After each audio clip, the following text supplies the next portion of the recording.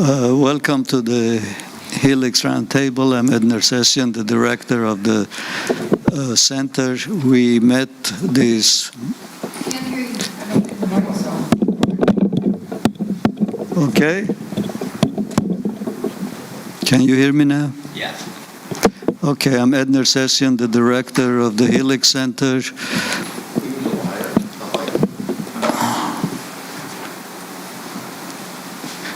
As soon as I finish it. He's not connected.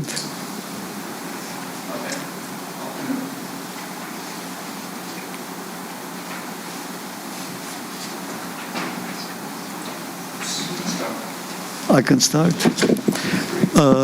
We met today in our executive committee board and discussed the programs for next year, and essentially selected a number of them that we will be organizing. And so as soon as we have polished it and completed it, I will make sure that they're on the web, on our website, so that ahead of time you know what are the programs that we will be having for the year. We will not have all the participants yet, but you'll certainly know the subject matter.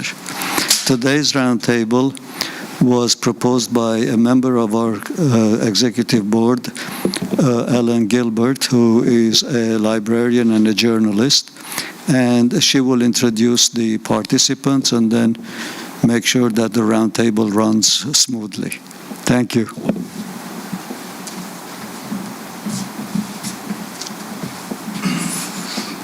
Thank you, Ed, and welcome everybody. Thank you for coming. The topic this afternoon is living in difficult times, and I almost thought that we would have to cancel the whole thing, because the first thing that I brought up on my email this morning was an announcement for the Economist. They have a special edition on the world ahead, 2023, 8 ways the world will change in 2023. So there you have it.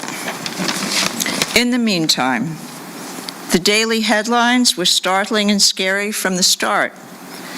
U.S. life expectancy plunged in 2020, especially for Black and Hispanic Americans, reported the New York Times. Quote, "The pandemic has made homelessness more visible in many American cities," unquote, noted The Economist, while The Guardian told us that, quote, "The latest UN report is clear. Climate change is here. It is a crisis, and it's caused by fossil fuels," unquote. The pandemic, violence against people of color, mass shootings in public schools, and the war in Ukraine have all made for a dispiriting time in our lives. Almost 3 years later, our heightened state of anxiety shows no signs of abating. On one recent day, New York Times columnist Maureen Dowd suggested that, quote, "The world is too scary. Politics is too creepy," unquote, and, quote, "Horror is too real," unquote, while her colleague David Brooks wrote about, quote, "the rising tide of global sadness," unquote. In that same issue, the announcement of Elon Musk's $44 billion deal to buy Twitter surely engendered its own kind of unease about the way we live now.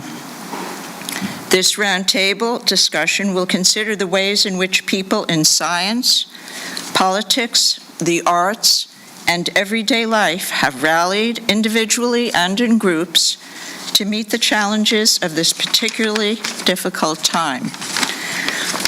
We have a remarkable group of panelists this afternoon. I'll introduce them in alphabetical order with brief descriptions of their work. There's much, much more to say about each of them, of course. Their complete biographies are available online. Please raise your hand so we can recognize you. John Chun is the founding co-director of KDH Lab at Kenyon College, where he has created the world's first human-centered AI curriculum and has mentored hundreds of projects, He is currently writing on explainable AI for a special issue of the International Journal of Digital Humanities. Professor of Humanities and Comparative Literature Catherine Elkins is director of the Integrated Program in Humane Studies at Kenyon College. She writes about the age-old conversation between philosophy and literature, and the more recent conversation between AI and the humanities. Farzad Mahutian, who is Clinical Associate Professor of Global Liberal Studies at New York University, has an interdisciplinary background with degrees in both philosophy and chemistry. His research focuses on interactions between philosophy, science, and society.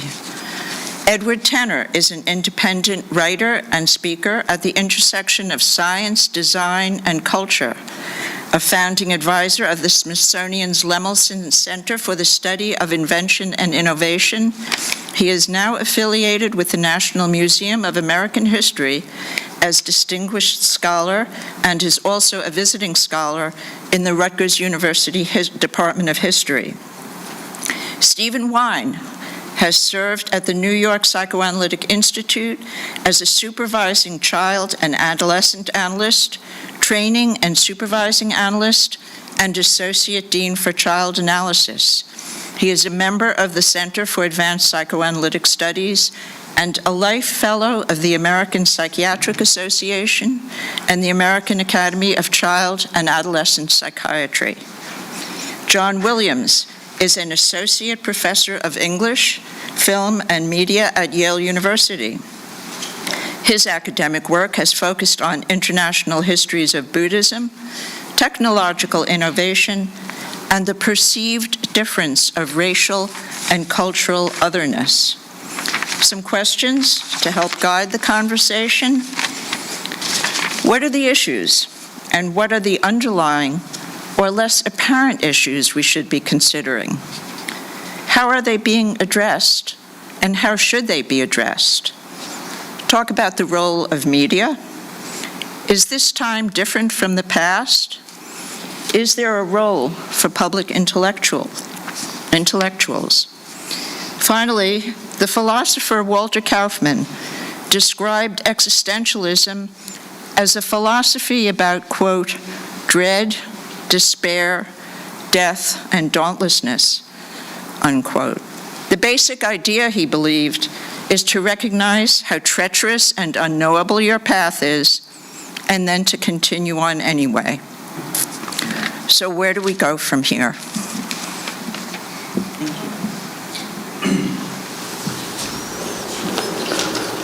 Who would like to start?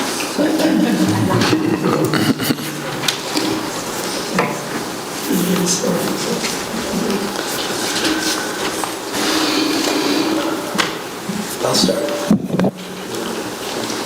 I'll start on where the issues are, what the issues are, underlying issues. And so this is going to be just from one perspective on that. To encapsulate the whole thing, I'd call it the black hole of capitalism. And by that I mean that whatever innovations are introduced into the world, say green technology, there's a good one. It can't help but get sucked into the big machine of capitalism, namely that it will be taken advantage of as an opportunity to create profit. And that pretty much goes for everything. That's a very simple line on what capitalism has to do. It's the old frog and scorpion thing. I'm a scorpion, I have to do this. And so it stings the frog that's helping across the river, and they both sink. So that being the case, I keep trying to think of, is there an alternative social mode? Is there an alternative economy that could coexist with capitalism? And I just can't see that it could. Capitalism kind of feels like a living organism that has evolved, and it's very happy with the environment and how it can use the environment. And so it will just absorb anything that comes along. if that's the case, then we should not be handing over the framing of these big problems like climate to the very same people and very same ways of thinking, I should say, that generated the problem. So if we are unwilling to hand over the framing of the problem to the people, to the ways of thought that created the problem, then what is the alternative? And I'll just end on this point. The alternative would have to be something like non-scientific thinking, non-technological thinking, non-economic-based thinking. That leaves it pretty open. These are all non-words, but what we could think about, it's not that those things won't have roles, but they should not be the guiding feature in how to frame the problem. So that leaves it to humanities, for example, to public intellectuals, for example, to really human beings who want to deeply engage with the problem. So. It sort of reminds me of that famous quote by Frederick Jameson that it's become easier to imagine the end of the world than it is to imagine a modest change in capitalist production in the way that we manage the economy. And there's something about the black hole image that generates a kind of singularity to our futurological speculation, that if that's the case, that we can only imagine a future that is in some sense overdetermined by global capitalism, then I think that does limit somewhat the options that we're willing to take on. I like that the program asks us to think about living in difficult times. Times is a plurality. It implies the possibility of multiple futures that might emerge. And there's a problem with multiple futures because the idea historically of thinking about multiple futures is coincident with the rise of global capitalism. That in some ways, global capitalism, and particularly the forces generating the climate crisis, want for us to think of multiple futures as being possible. Because the climate crisis is also a singularity. It's a computational model that implies there is a future coming, and it's hot, and it's fiery. And so I want to formulate the question as saying, how can we imagine multiple futures outside of the black hole of capitalism? Because in a sense, that's where people used to think in the 60s. It wasn't overdetermined and thought of as a final solution that capitalism would necessarily be a black hole and the only way to think of things. Well, it's interesting. We were just 2 weeks ago showing our students an altruistic model.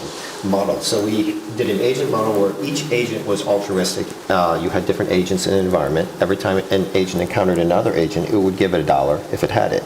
And even under these circumstances, what happens is you get this emergent power law inequality distribution. So we do this because we teach a lot of humanities students that the baseline condition is not equality, even if every agent is acting altruistically.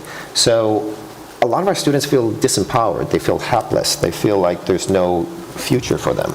And so I think what we have to do, it starts upstream. It starts with education. It starts educating the next generation to realize that, there is a natural condition, there's a natural baseline, there's an aspirational society we would like to build. And if you leave capitalism to its own ends, we will wind up evolving a very nasty, brutish type society. So I do agree. It's funny, there was no capitalism in the program. And yeah, I think independently, all three of us, from film, chemistry, philosophy, and AI, have evolved and realized we're all embedded in this matrix of capitalism that has this irresistible force. I'd like to underline what you said and say some things that are really going to upset people a little. Just got an email from the American Academy of Child and Adolescent Psychiatry a few days ago. There was a huge, now I can't find it, of course. There was a huge study in the state of Illinois over the last few years, from something like 2015 to 2019, pre-COVID. There was a 59% increase in emergency room visits by kids for suicidal ideation. That's before COVID. Since COVID, there have been further spikes. And there's an article in the Washington Post from a few days ago that said that at Yale, there has been a 90% increase in demands for mental health services by students since 2015.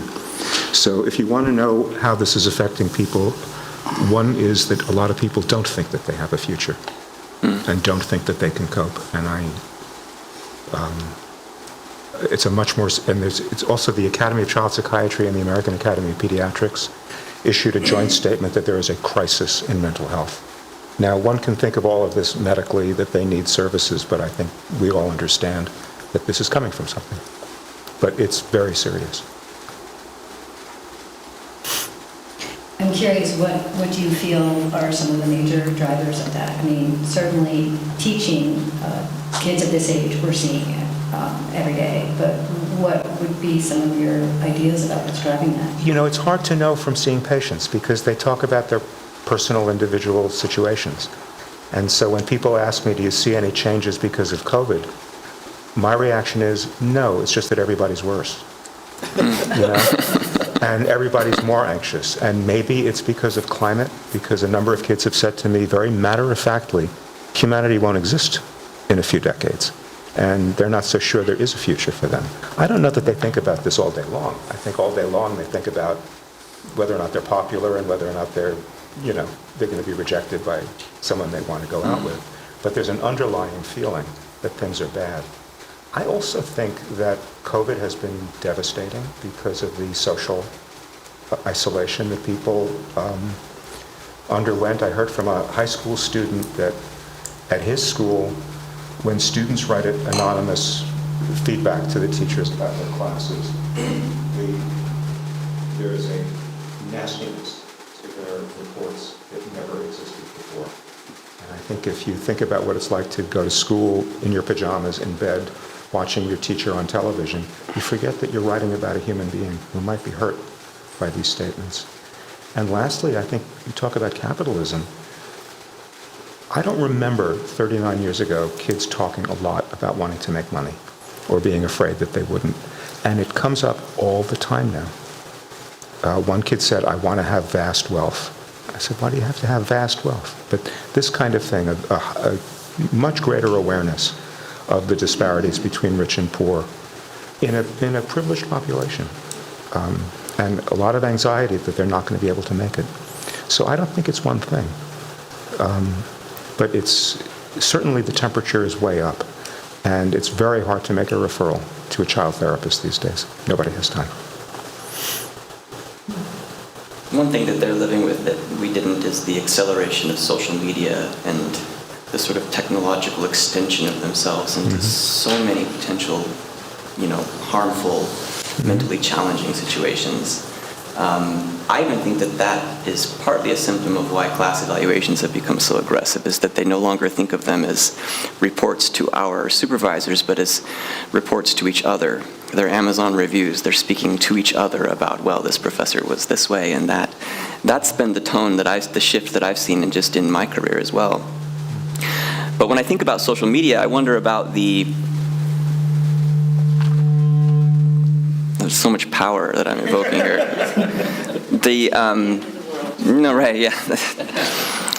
The accelerating power of it to bring everything into the moment, right? Douglas Rushkoff wrote a book called Present Shock, which was kind of a riff on Alvin Toffler's old book, Future Shock, and the idea that real-time media, Facebook feeds, everything is an attempt to compress everything into an absolute presentism that makes everything feel like now.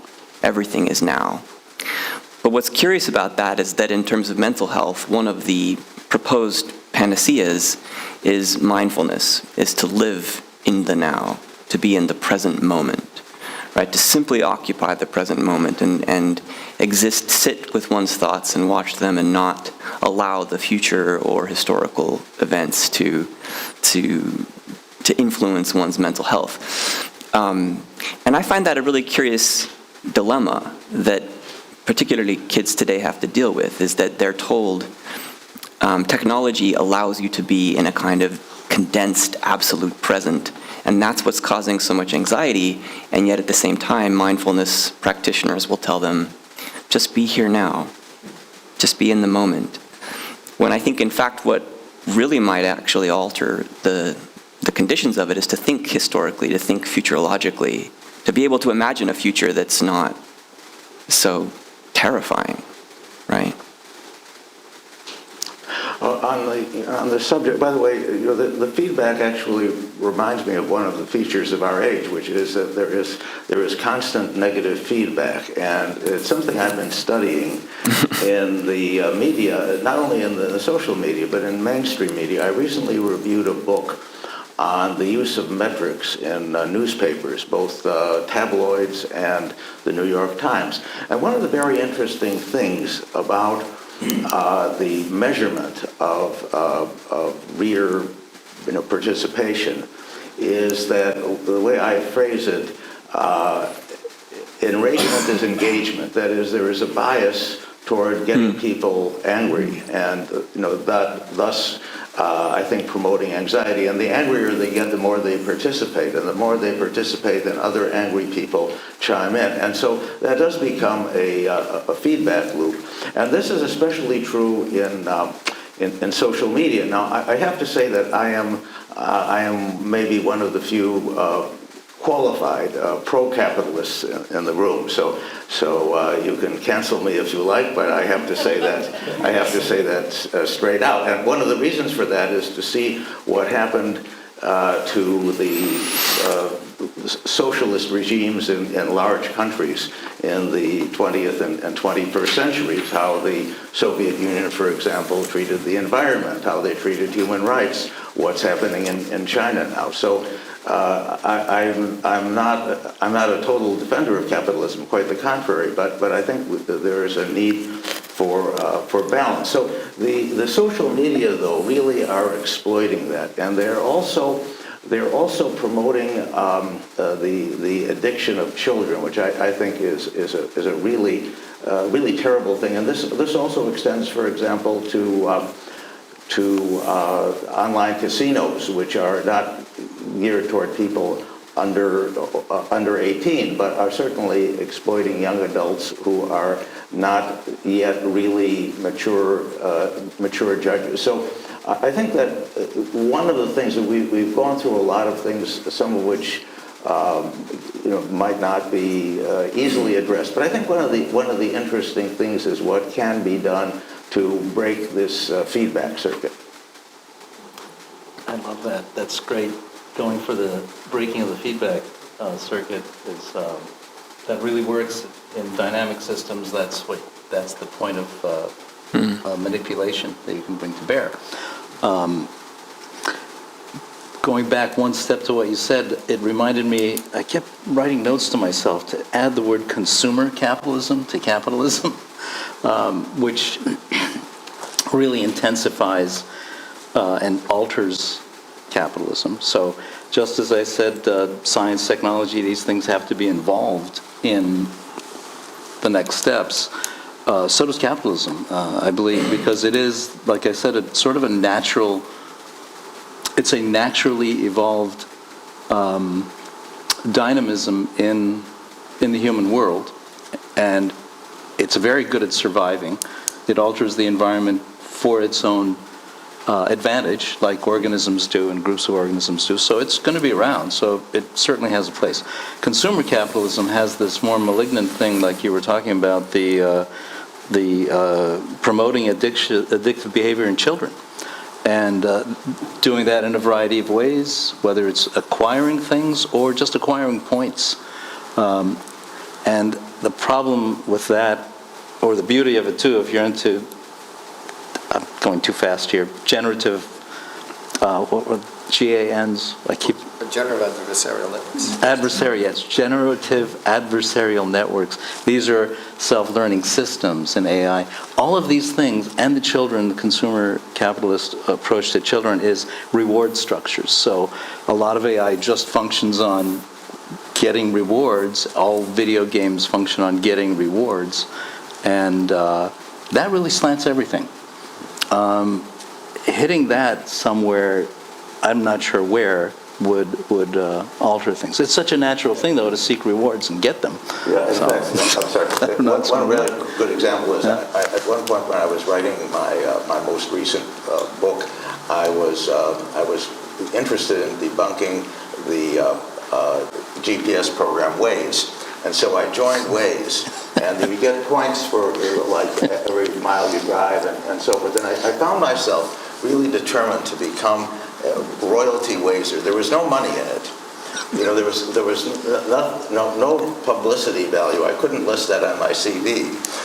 But it was somehow something that I still, it's still hard for me to like pass a service station without like, punching in the price of gas. And so I was able to experience myself, knowing how absurd it is, I was still able to experience the power of gamification. So I can only imagine what it is like for kids and for young adults.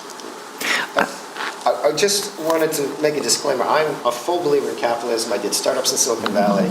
I was part of that utopian kind of like, we're changing the world, we're building the future. But as I matured and as the technology like escaped from the lab, and for example, AI in the last 10 years has become like, it's escaped the gravitational pull of being dependent on federal and academic loans, and it's out there in the world making decisions. Who gets hired, who gets killed, who gets the loan, who gets sentence advisory. It began to dawn on us that, capitalism is a very beautiful, powerful thing, but uncontrolled, unrestrained, it's the perfect psychopath, because people don't realize that monopoly was designed in the Great Depression as an anti-capitalist. And the lesson to learn was that in the end, one person owned all the properties and everybody else owned nothing. And so it's why we have regulation, it's why we have food safety rules, it's why we have all of these things to kind of restrain capitalism. And I think our future leaders, people we're teaching today, have to be educated with a technological framework that goes deeper to understand kind of where the pressure points are and where is the justice, where is the wisdom for the humanities and our lived experience. How can we inject that, put that into our social media, put that into our algorithms, put them into our news feeds? I'll say one of the problems is they're extremely pessimistic. They feel that these problems are so complex that actually doing anything to affect these complex systems is next to impossible. As a teacher of this next generation, it worries me that they look at us as the ones who have really messed it up. And so there's a kind of skepticism that we might, which I think is somewhat just, that we could possibly help them figure out this mess. And we've also had some of them say, I'm sick and tired of being told, don't worry, you guys will figure this out. Like your generation is going to take care of this. So I think, part of what we're dealing with are complex systems that are very hard to figure out how to intervene in ways that will actually affect change. Complex systems in which they feel they may only see a small piece. They're very idealistic, and yet they feel they do not have the tools to make a difference. I also would just say, a little bit what John is saying, looking at the longer view, I do think there is something new in the past few centuries about our rhetoric about we kick the kid out of the house, go make your life, you decide exactly who you are, you can be whoever you want, good luck, right? And if you think of most of human history, we have evolved to be a part of a tribe, to know our place, to know what our life would look like. And we talk about all the opportunities of making oneself and finding one's way. But as someone who is a scholar of 19th century literature, we see young people in novels by Flaubert and Dickens coming to the city and making their way. And I just want to remind people that many of those stories are extremely dark. Right? Those stories are not all happy stories about how great it is. Right? So we have stories in our past about stories gone awry, of people trying to find their way and finding that they don't find their way, of lost illusions. We know already that this is difficult. And then when we couple that with a young generation who may not be able to afford to live in urban areas where they want to live, who have to take jobs to make money to kind of even be able to live in these areas, I just think the pressures are enormous. And, we're teaching students who in previous generations might have been able to contribute in ways that would have really benefited society, but now feel the need to make money to pay rent in New York or wherever they want to go. Well, if you graduate from college and you want to live in New York, forget it. You either live with mom and dad, which brings you right back to somebody else doing your laundry, or you move out with 25 roommates deep in the outer boroughs. And, certainly when I was in college, we were told to find your passion and find a way to live, make a living doing what you most love. And what happens if you don't have a passion? And I think most people don't have a passion. They just sort of want to get by. And then they're totally lost. Especially, as you say, because people are saying, go find yourself. They don't know how to find themselves. And it's go find yourself in the context of a society that seems to have evolved to a point where we can't imagine something beyond what we're hurtling towards. Yeah. And I even want to suggest that some of the language we've been using, I feel, is a little bit, almost verges on a religion of capitalism. When we talk about it being an organism, that's something that is just natural to the systems of human growth, that it escapes from the lab, that it's like something that has sort of necessarily evolved from the cosmos. In a way, we're, at least rhetorically, giving in to the idea that capitalism is this natural force of the universe. And I think that that's a religious idea. It's not something that has always accompanied human history, right? And global capitalism is in terms of, human evolution, a fairly recent innovation. It's a new religion. It's a new religion, exactly. And if we talk about it in those terms, then I think we're contributing to this fatalism that people feel when they're coming into adulthood and they're told to follow your passion, but it's within these very overdetermined structures. Yeah, that's if you believe in the religion, then you have trouble. Who doesn't? Who doesn't, though? Everyone is sort of, yeah. But what if you don't believe in the religion? That's where the power is. I mean, I actually don't understand what you mean. Because it's not a matter of belief, it's a matter of where the opportunities are, isn't it? Religiosity is a system of structures and rights and behaviors. It isn't necessarily something that one believes, necessarily. It's a whole ideological system. I think maybe I understand what you're saying is that there's a choice. We can shape our destinies, right, or we can be passive agents being molded like clay, or we can actively make choices about schools. All of these things are distortion of capitalism, right? Schools, fire departments, police departments, public roads, all of these. And we make these compromises in order to have a civil society, one where humans can thrive and survive. And it seems increasingly, I think, maybe I'm interpreting here, when I see religiosity, I do see, this is unquestioned. Now, that needs to be questioned, because we have to realize we live in a society that's constructed of many different choices, an amalgam of religions and cultures and value systems. So that's one thing we try to tell our students, is don't be so passive. Part of the hopelessness, I think, comes from this, I'm hapless. I have no agency. Mm-hmm. Yeah. And I'm alone. And I'm alone. That's the other part. Yeah.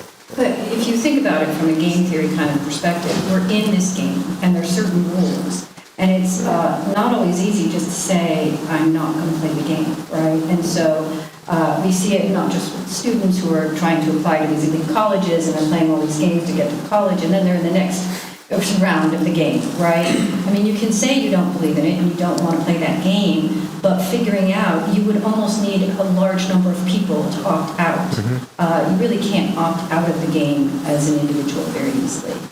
It's very difficult. And it's the individualism in some ways that gets us here. Follow your passion, be an individual. These are forms of neoliberal subjectivity that allow us to, or that force us to approach a social situation and say, it's up to me to find a way to live with this. I'm not part of a collective that is, learning to shape society. I have to develop the forms of self-help and self-improvement and refining my soul and subjectivity in a way to succeed in this high-stakes, difficult time. And I think that's part of the problem, is that we're sort of structuring success and subjectivity according to it's up to you individually to change. It's how well do you recycle? That's how well we'll save the planet. Whereas these are actually massive systemic problems that we're dealing with that requires structural change. Right? And I think, one of my dreams I would hope to see by the end of my life is capitalism is an amazing engine. I don't think humanity has ever created such a system that can just galvanize and mobilize humanity to solve things at such scale. But we have to take reins of that. It can't be let loose. And I would hope that there's some sort of people coming together, not being so atomized by technology or social media or political affiliations or whatever it is that's dividing us. We have to come together and kind of cooperate, because it will be a struggle. It's this balance between hopelessness and awareness of how the system is rigged and how we write it. And when I say rigged, I don't mean like there's some people twisting their beards in smoke-filled back rooms. It's the invisible hand of capitalism. It doesn't require a conspiracy. It's just a natural force like gravity. It's very powerful. We were in the middle of a crisis. You raised the word neoliberalism, which fascinates me, because neoliberalism is the only movement that dare not speak its name. That liberals, conservatives, socialists, communists, fascists, they all tend to describe themselves with the words that others use. But neoliberals really hate the word neoliberal, and even neoconservatives will acknowledge it being neoconservatives. And I think that's part of a crisis. I wouldn't say it's a crisis of capitalism as such, because when you look at the metamorphoses of capitalism and the metamorphoses into the corporatist world of today, it's really been a change not only in degree but in kind. If you, for example, consider the idea of difficult times. Now, in 1914, there was a strike in Colorado of miners, and the mine was owned by the Rockefellers, and the Rockefellers, sent in essentially armed troops to engage with the strikers, and many strikers were killed then. So this was capitalism in the early 19th century, and this is one of the reasons for the Rockefellers establishing a foundation.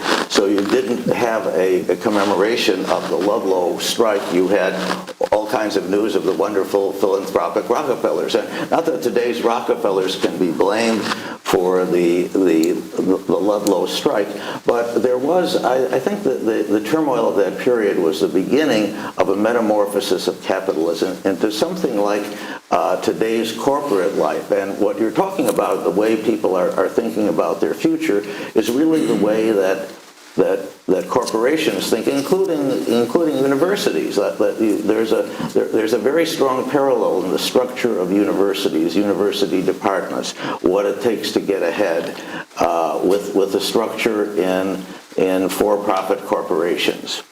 And I can say this as an outsider, as somebody who went independent 30 years ago, and has even been called a public intellectual. That isn't a phrase I like, because I'm really a private intellectual. I don't get any salary from the NEH or anything like that. So I'm a private intellectual. But I think that what we've been talking about is really a loss of legitimacy of a set of institutions that seem to be doing very, very well through the Reagan era, through the Clinton era, through the Bush and Obama administrations. And now there is an almost universal sense of disillusionment without, as you were noting, any sense of what could supplant it. Because if you look, for example, at European social democracies, the Swedes are letting ultra-right-wing parties into their government. So Sweden was one of the when you pointed to enlightened social democracy, you always thought of Sweden, and now Sweden is suffering from the same kinds of stresses that we are. And I don't have a solution, but I think that, to me, that's the form of capitalism, the form of corporate life. And of course the reaction against higher education is also part of that, and the fact that so much of Donald Trump's support was based among people who did not have college educations, and that proved to be the best predictor of votes, which is why the polls were wrong. So we have a broad institutional crisis now, and yet there's also the sense that only institutions can deal with climate change and and mental illness and all of the other disturbing trends we've been talking about. And so I remember the definition that a friend gave me long ago at Harvard. He said, he gave me the definition that an intellectual is somebody who believes that, one, the world is run by fools, and two, I could do no better.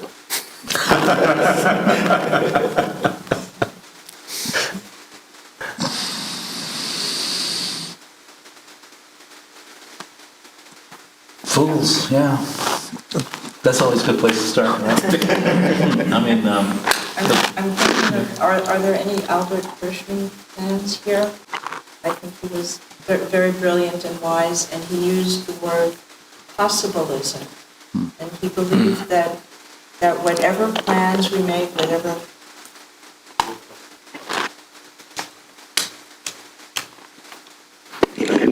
Sorry.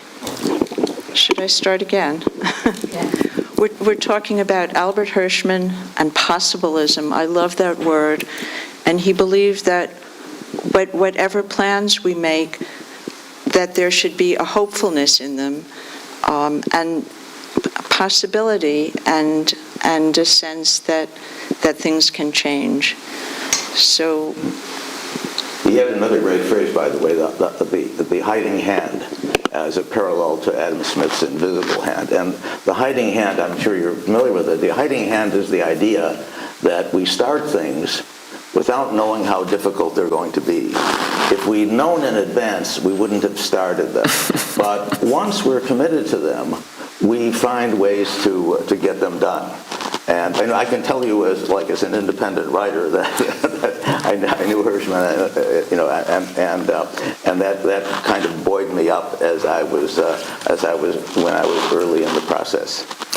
That speaks to the power of vision, though, of imagining something that, like, you're right, if you had anticipated all of the trials and tribulations of a given endeavor, you may have never decided to do it. But because you had that imagination, you thought, I can see something that I could accomplish here, and you undertake it. And in the process, it's terrible, but you do it, right? And I think that's part of what possibilism is so interesting, is that you have to be able to imagine some kind of thing, even if you can't find a historical precedent for it. Colorado in the 20s, I guess not.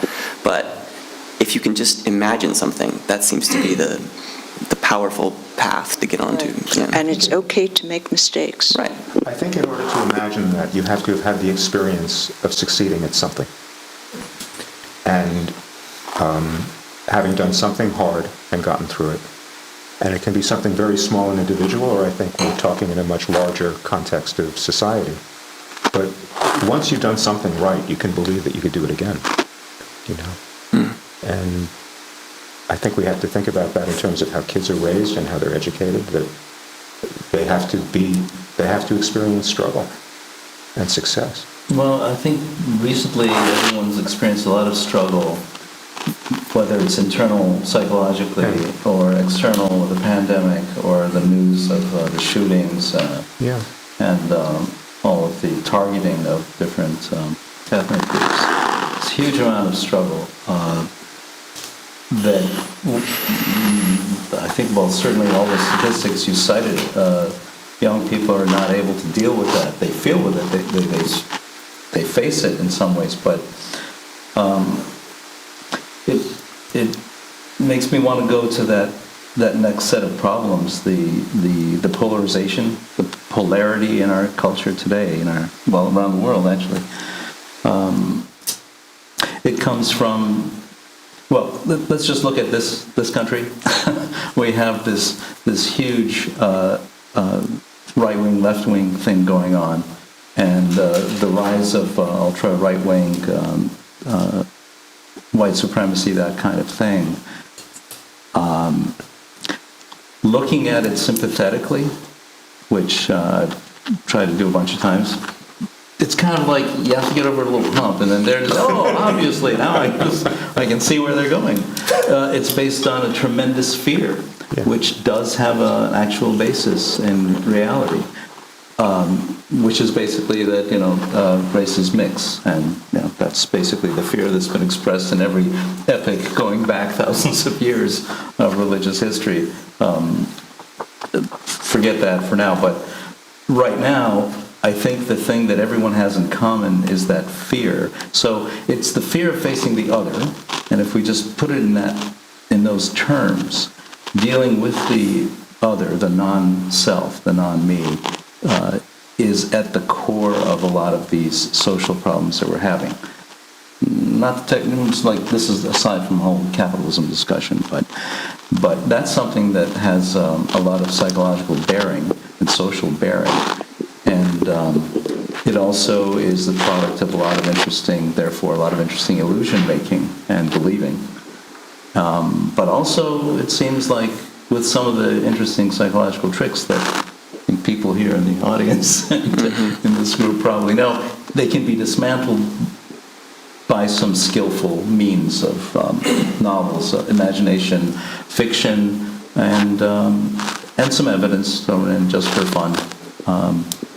So that sort of finding the common core, which is this fear about the future, this fear about this other group, how they're going to just totally mess things up, and a number of other things, could be a good starting point for a discussion, at least. How institutions come into that.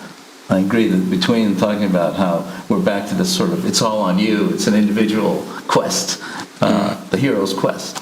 On the other hand, we know how institutions it's a systemic issue, so it's not an individual problem. But we're kind of bouncing back and forth between those two things, not trusting institutions, being too scared as individuals. Anyway, somewhere in there's some work that could be done in that nugget of fear that we share with the other side, whoever the other side is.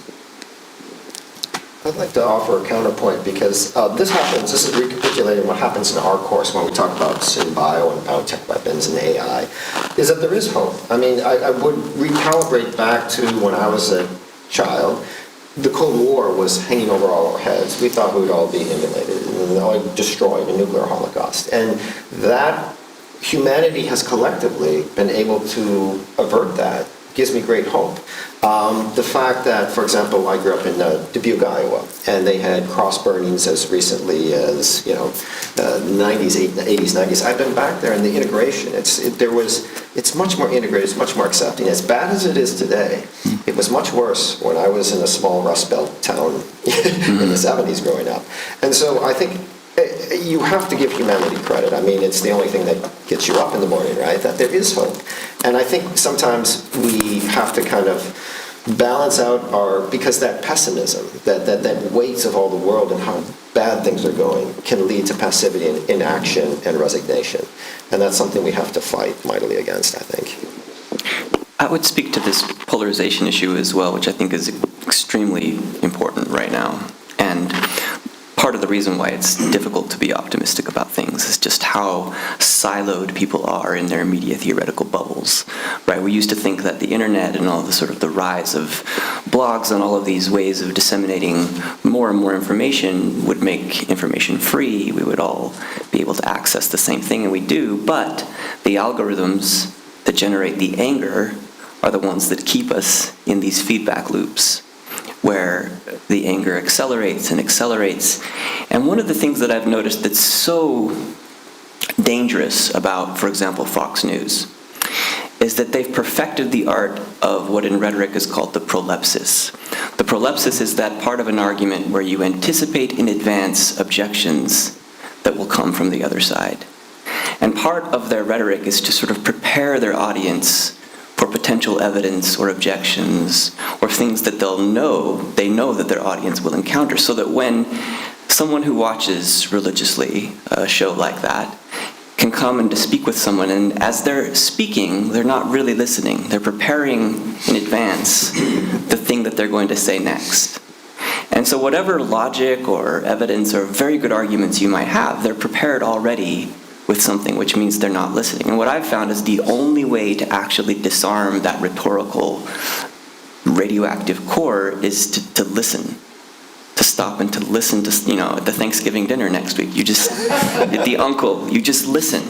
Because if you come prepared with arguments, they will have been as part of their, and it's not just Fox News, it's the Facebook algorithms and Instagram and all of the things that circulate their own views back to them at higher and higher volumes that allows them to stop listening. And so the only way I've discovered to sort of let's stop this is to just really let the steam blow off and listen, and then you can begin to have these kinds of conversations. But it's difficult to listen sometimes. I wondered, we've talked about institutions. I wondered if any of you have anything to say about small groups, about the power of small groups. There have been several books recently, Val Beckerman's book, about how small groups can collaborate and rally and really have an impact. Any thoughts there?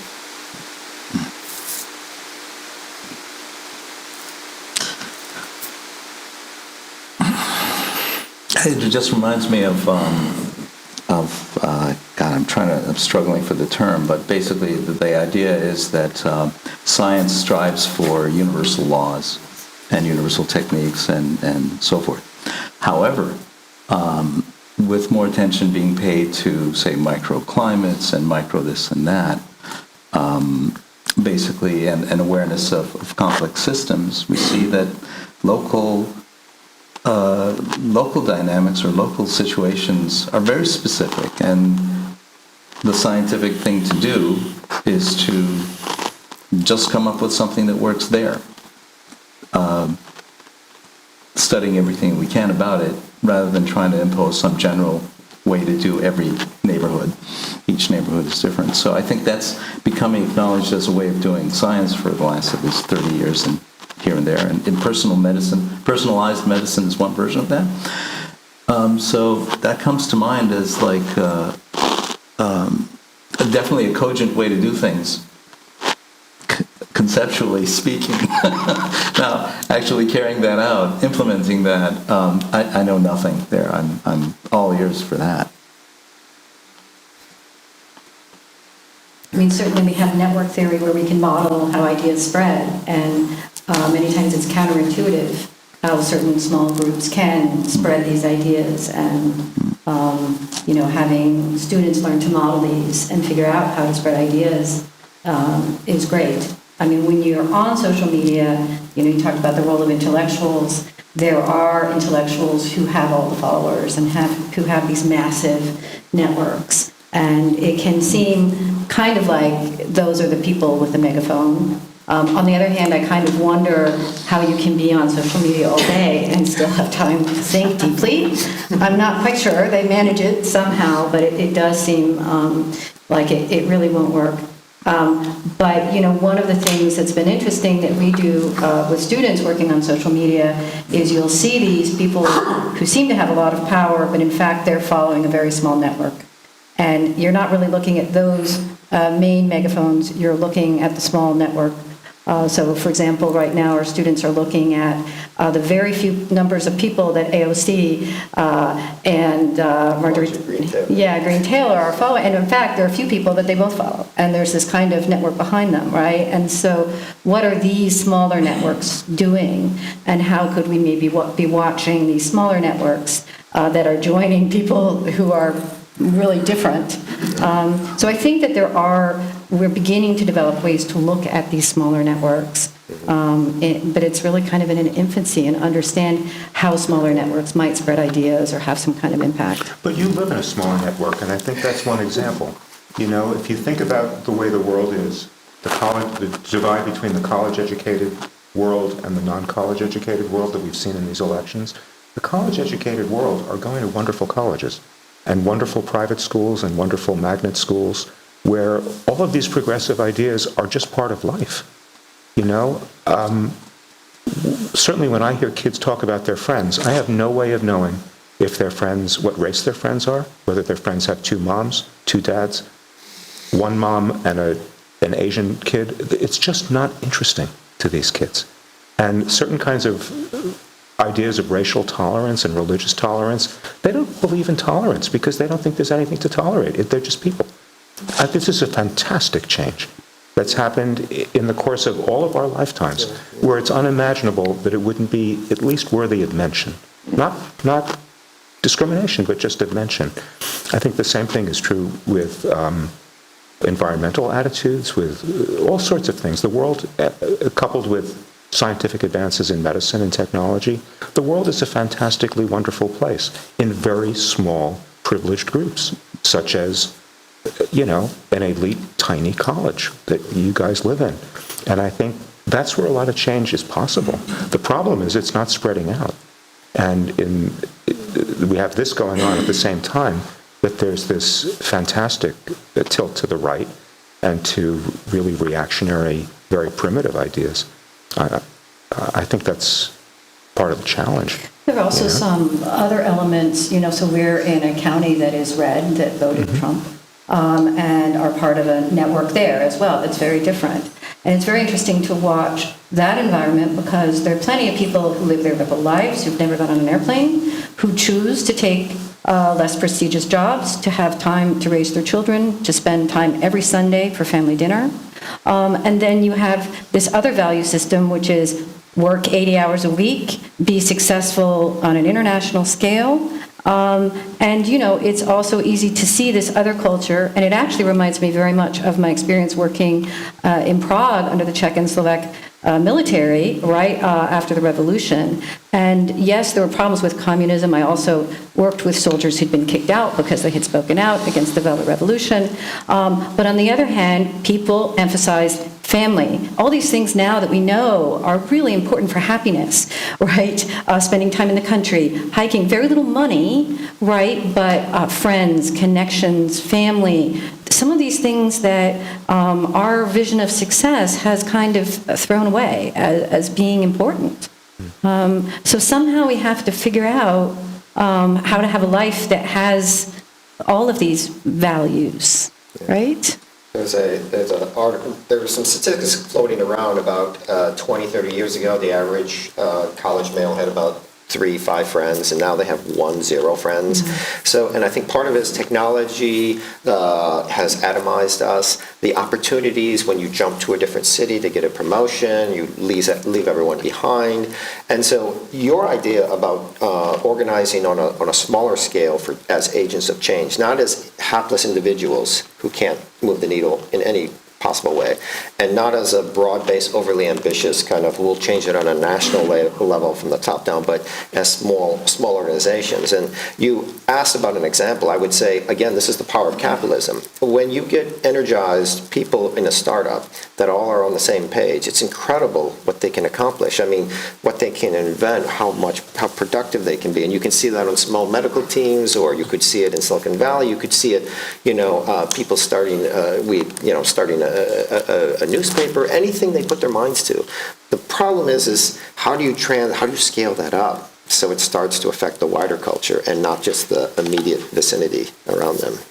There was your remarks about the Czech Republic reminded me of my visit to Moscow in 1988, in the waning, in the last years of the Soviet Union, when perestroika made it possible to meet with people. And one of the things that I noticed was that the still oppressive nature of Soviet reality really created a very vibrant culture of personal friendship in small groups. It was really, the way I expressed it at the time was that whereas in the West, communism, in the West, the market economy had destroyed the bourgeoisie, that is, bourgeois values. Whereas those values of the bourgeois utopians around 1900 had been kind of encapsulated by the Soviet state. And what you were left with, you couldn't really be an entrepreneur, you couldn't organize politically, you couldn't dissent, there weren't even token opposition parties as there were in the former German Democratic Republic. But what you could do is meet with your friends, where you could pursue photography, you could pursue art, you could discuss philosophy. In that sense, the private life of the Soviet intelligentsia was a weird sort of utopia. And that impression really stayed with me on visiting people in their apartments. Great, so we know what our future is in America. Have to really champion fashions to get us on. Yeah, I know, really, yeah. One of the difficulties of this is that, I mean, in all of the things that we just imagined about the power of startups and the energy of like what small groups of people can do, is that quite often we're talking about the sort of elite powers that sort of generate, the startup in Silicon Valley is a very good example. It's like a lot of energy, a lot of excitement. We have this idea, we're going to implement it. And I'm sure that that's almost like a spiritual experience for many of those people. It's very powerful. It feels like the cosmos is working through them.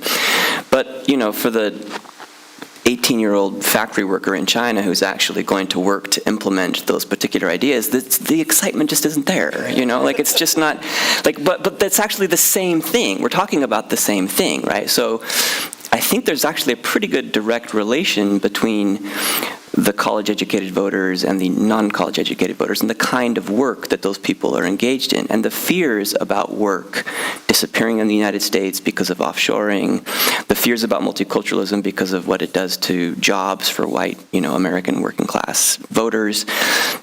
The power of work as something that we all require, of work that allows us to flourish and to feel like we're a person, a soul, like that's work is so important to that. It's as important as whatever hobbies or and arts or things that one pursues, I think.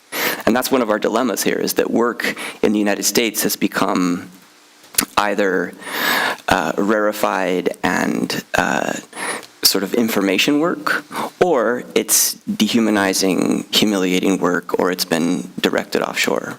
It's also, has always, for a long time, has been a big difference between European and American society. The French are really don't know what to make of Americans kind of announcing what they do for a living when they're introduced. And in Europe, that's not what really defines you. What defines you is your interests, your hobbies, your reading. It's really your whole personality, and your job is something that just lets you make a living.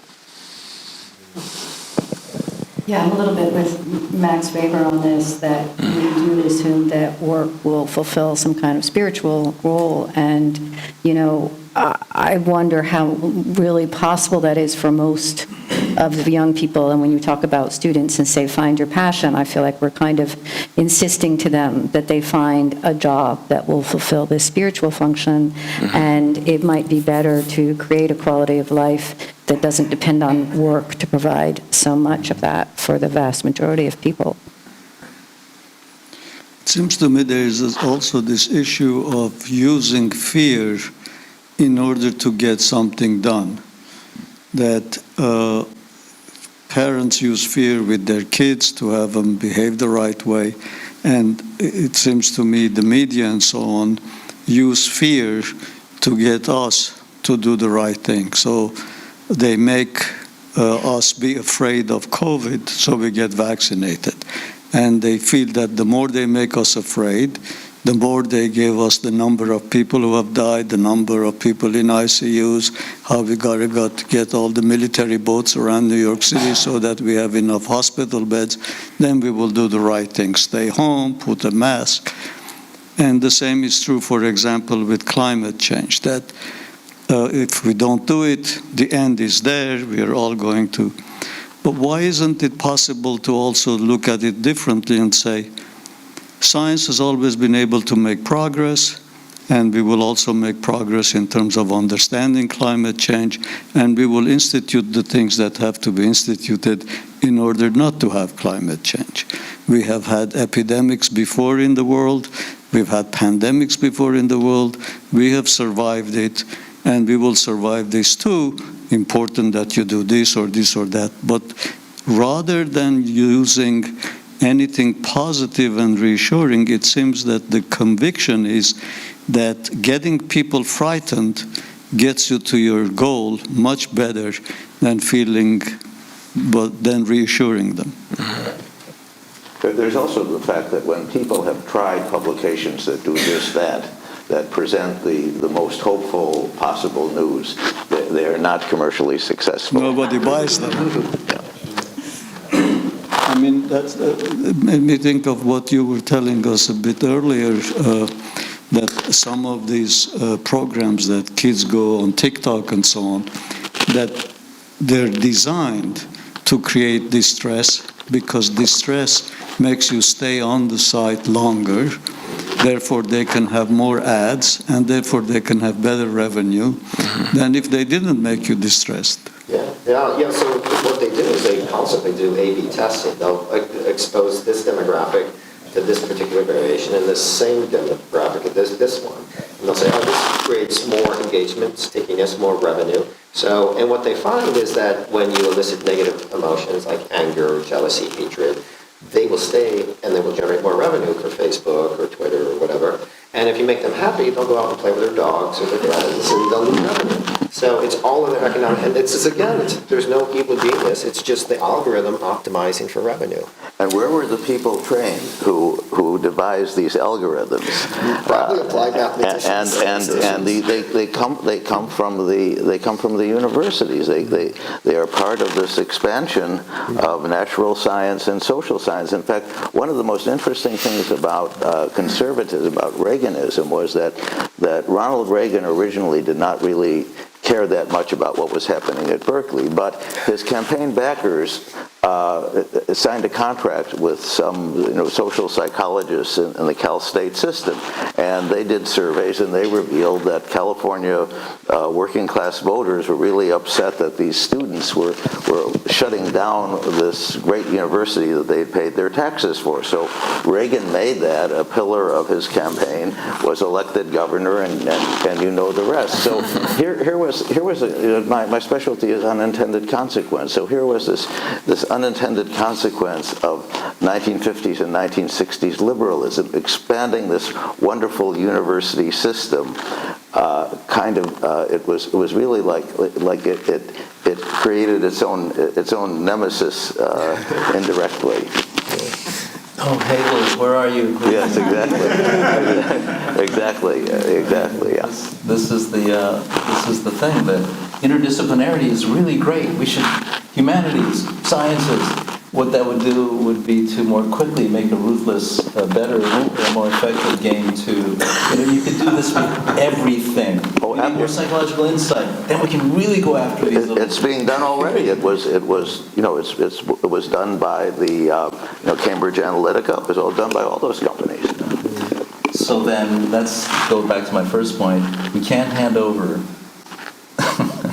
the framing of this issue, how to approach it, to the same people who can harvest it so well.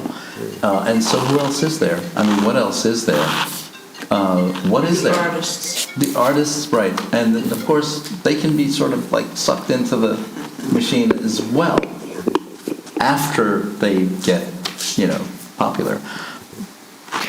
Is there anyone left? Anyway, that's where I was. Is there any other modality to think about things? I'll quote Isabel Stengers here, who's a great intellectual. She basically sort of wants to bring back Gaia and say Gaia is an intrusion, the way the old Greek gods were before they became judges for good and evil. It's just a force of nature, and it's not after you. It doesn't want to hurt you. It's not into vengeance, but it's there. And that's real. There's going to be no profit from trying to do the best you can while the crisis goes down, because Gaia doesn't care. Gaia is just going to do that thing that it's going to do when things get out of balance and intemperate the way we're going. So it's a different frame of thinking. It's kind of mythological, but it's also terribly effective and convincing. And finally, because it's holistic, it doesn't advocate going for the parts first the way we usually do. As soon as you go for the parts, you've kind of shrunk it into something different than what it was. You can make those parts very effective because we know how to do that, but then you've lost the whole.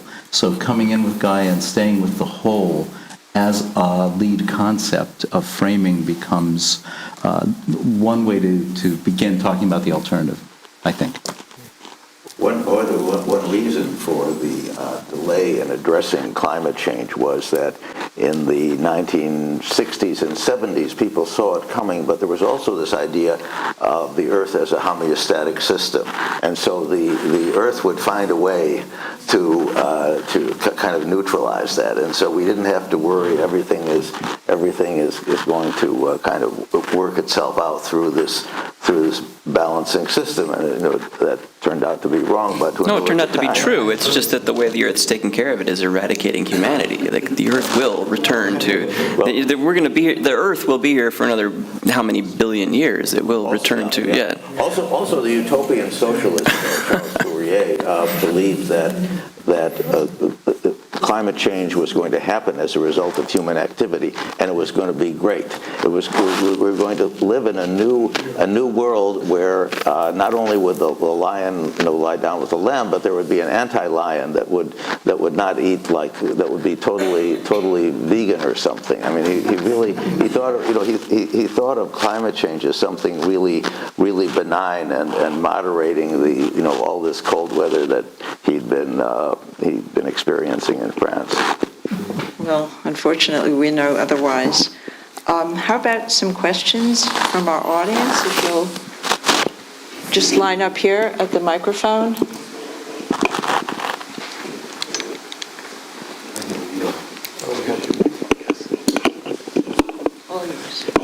Yeah, can you hear me? Yeah, Yeah, it is on. So I like the point that you mentioned about capitalism, and I think I'm a proponent of that, but obviously I do believe that it's supposed to be constrained and directed.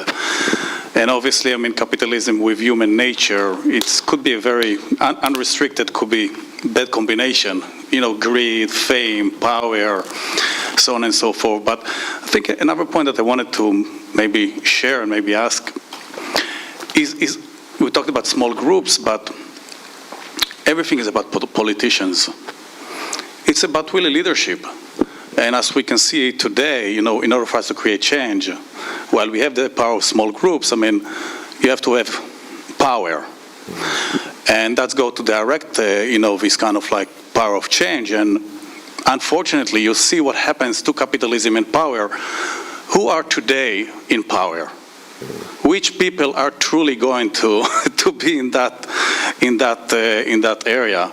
And unfortunately, it's not so optimistic in that regards. I mean, I wish there would be some kind of like international outsider body of philosopher, lawyers, psychologists, and really wise people that sit together that really think what is the right direction that the company need to go. I mean, the global things.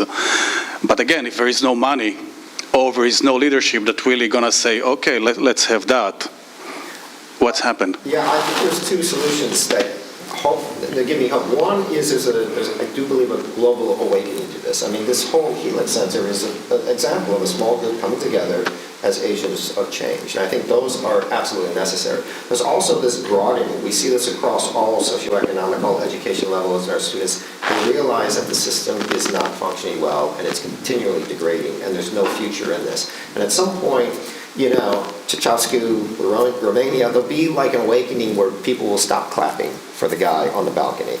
On the other hand of that, not to get too revolutionary, is economic self-enlightenment. So there are billionaires who have doomsday bunkers in New Zealand and all these other places.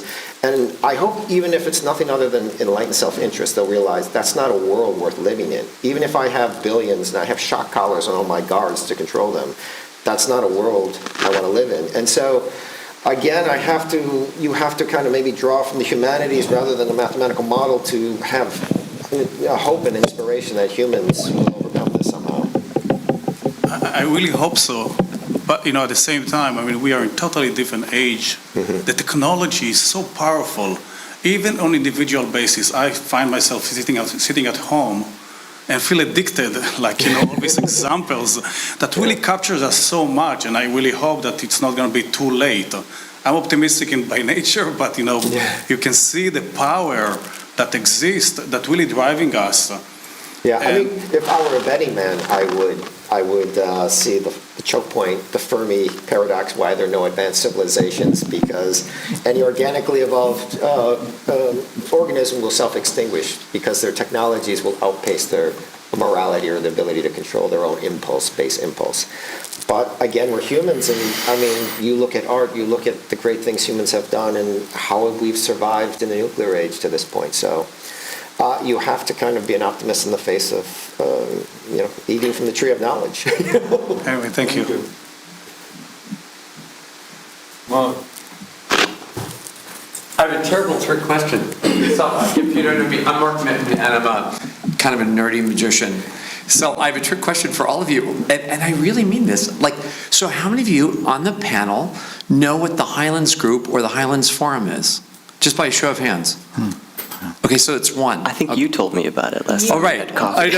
Right. No, but this is why I bring it up, right, in discussions like this, especially even related to your question, just as your question before, John. And then the second question, how many of you know what I mean by the letters BIS? So my point is... This is magic? Or? No, it's called the Bank of International Settlements. Oh, Okay? right, yeah. So, so my point is that we discuss things like communism and capitalism outside of, the biggest lesson I can teach you from magic is that if one trick has ever fooled anyone, ever, it means that you can be fooled. You can be deceived. And so context is as important as anything we discuss. So the Highlands Group or the Highlands Forum basically leads, it's a very loose kind of organization formed in the 90s that leads private-public partnerships in the areas of the military-industrial complex. The Bank of International Settlements was formed by a treaty in 1930, which organized the payment of the settlements of the Treaty of Versailles, the War Guilt Clause, Article 231. So they're both kind of essential. They've been running the dollar since 1971 with a thing called the Basel Accords. I'm just saying these are very basic things. So if you're going to talk about communism and capitalism and you don't know what's running the world, then we're in trouble. And I just think it's just a wake-up call that we all need. And if things are not going to be run by governments anymore, if they're going to be run by private-public partnerships, and we don't study those, then our discussions don't have a rudder, and we're all in trouble. By the way, I am a member of the Highlands Forum. Oh, good. Okay, good. So I think they would be very happy to learn that they're running the world. Because no, I don't mean by that, but you know what I mean. No, I know that people. I know what kind of an organization it is. I know the founder. I've spoken at a number of their Mr. O'Neill, right? Meetings, and I don't know all of the other things that they or members of it do, but I can say I'm on their listserv and I've contributed items to their reading lists, and so I think that there could be a lot that I don't know, but all I'm saying is that it's important to have I don't know the Bank of International Settlements either, so for all I know they could be running the world, but I'm just saying that the founder of the Highlands Forum, who is a friend and who is not well now, I think it would be distressing to him to have the forum characterized as well, I'm not saying running the world. What I'm saying is, if you're having this discussion and you're not talking about those groups, because as you know, it's the Highlands Forum is organized in a very interesting way with groups of 25 to 30 people, all in different areas, right? So, and Mr. O'Neill did an amazing thing. It's an amazingly insightful thing, and it does gear up the military-industrial complex for the future. But I'm just saying, if we're going to have these discussions and not understand these basic organizational groups and organizations, then it's very hard to affect change. It goes back to what you characterize hope Hope in the face of knowledge. Hope in the face of knowledge, and also with your students feeling empowered or not. So if all of their professors and all of the people talking about communism and socialism and conservatism and all those things don't know about basic banking structures in the world and how the New York Fed interacts with the Bank of International Settlements and vice versa, then I'd suggest that's misguided. And at least it's not going to be able to affect any kind of change. And with the Highlands Forum Group, what I'd suggest is that, if you don't know that, like, Lockheed Martin through Leidos organizes the National Institutes of Health, the NIH, then it's kind of important to know how Lockheed Martin, what is the relationship with Leidos Biologicals. When you flew here today, you probably walked through a Leidos gate. So these things are very practical. It's just good to know where we live. What's the context? That's what I'm saying. And so it'd be great. Maybe we should do an informal session afterwards for 30 minutes on what you think the Highlands Forum is and what Mr. O'Neill was trying to do. I think that would affect more change than just discussions that are not grounded in the actual world that we're in. That's all. Mark is a magician, of course. And I'll just say one thing about this aspect of what is, that I think what fascinates Mark here, and that what I think of is sort of a subcurrent of what we've been describing, is attention, the importance of attention in our society, that, magicians thrive on misdirection of attention, on selective change blindness and what we're not seeing. And of course, the attention economy is what drives, fear, anger, the things that keep eyeballs on a given, the algorithms are what generate that kind of attention. So I think whatever we do, if it's going to be through small groups, is probably a good way of beginning to diversify attention on a larger scale. I just want to say two quick things, that capitalism, corporations, is a legal system that works for if you want to be in business. If you're a small entrepreneur and you want to go about and you're not incorporated, a person can come into your building, trip, and sue you for everything you have. You're forced to be in that capitalist corporate system if you want to survive and deal with these situations, which is what I think you were talking about. The other element I want to say is that mindfulness is extremely important, especially if you do not want to be subjected to the chatter of the left side of your brain. There's a right side of the brain, it's the creative side.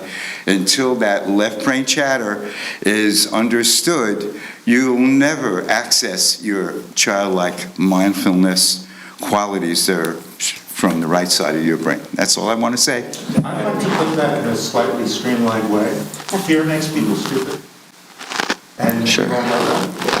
And I think when you're talking about is the best way to communicate to people to scare them to death. You scare people to death and they regress to their worst selves. Yeah. Or they get angry. Or they get angry, or they burn crosses, or they can't think straight.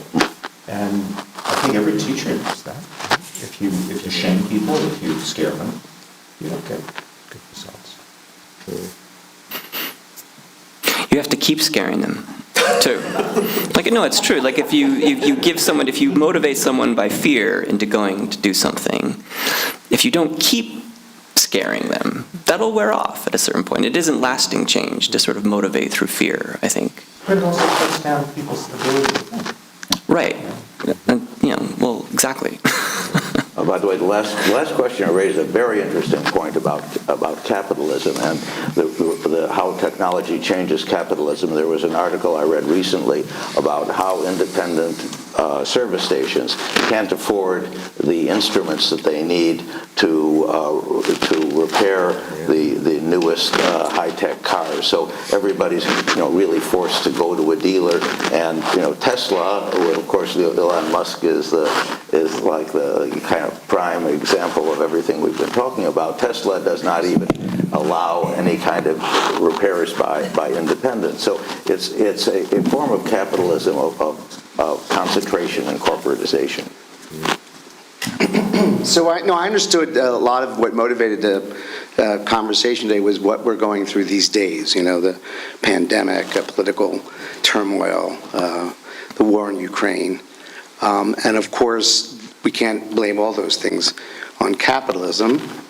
It plays a role, as you've all elaborated really very well.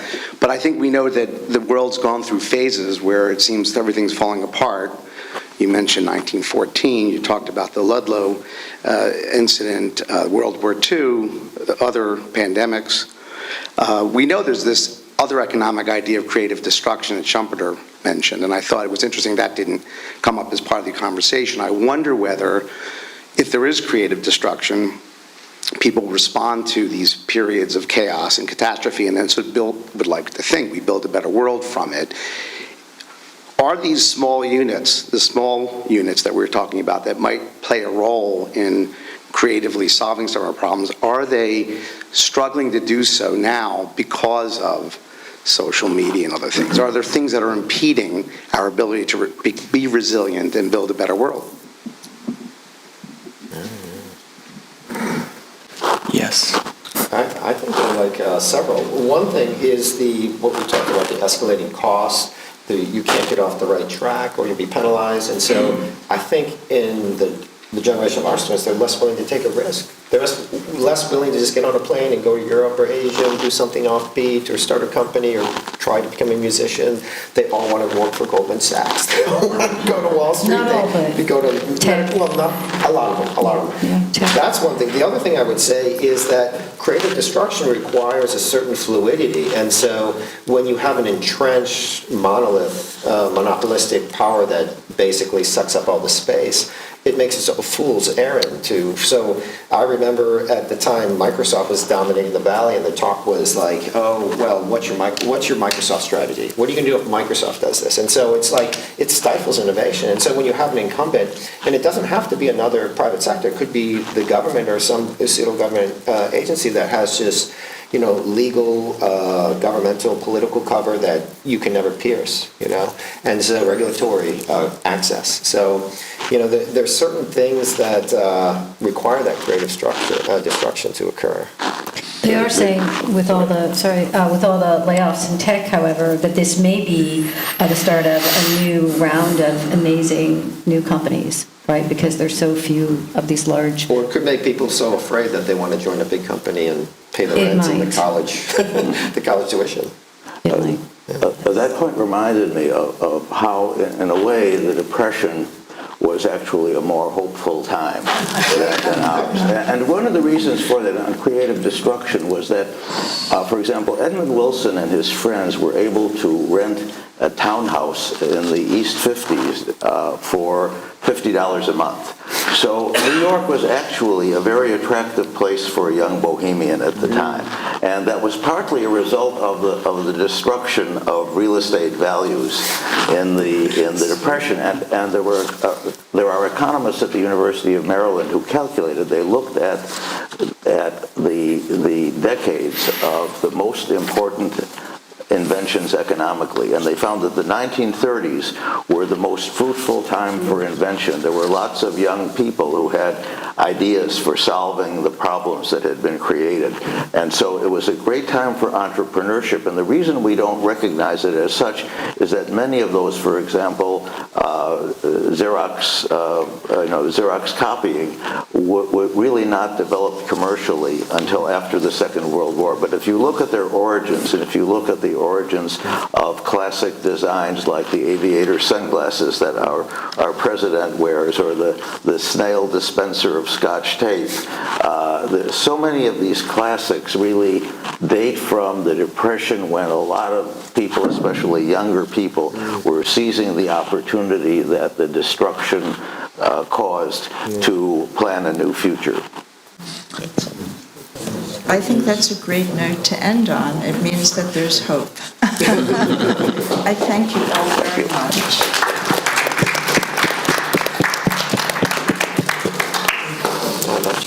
Design doesn't cost money. Yes, exactly. Little material. I'd like to